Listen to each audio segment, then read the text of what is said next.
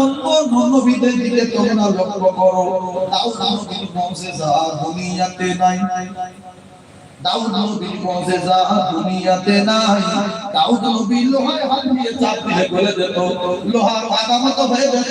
দাকুল বনি সাগর সব হাত দিয়ে তৈরি করতো। এখন কার হাত দিয়ে কি লোহা বডি তৈরি করতে পারবে?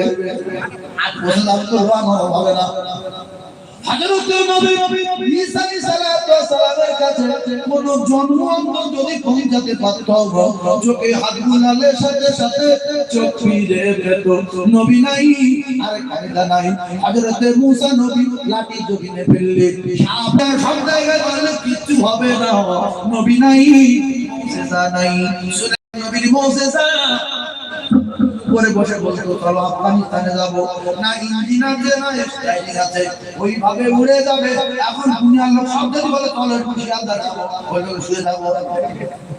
নবী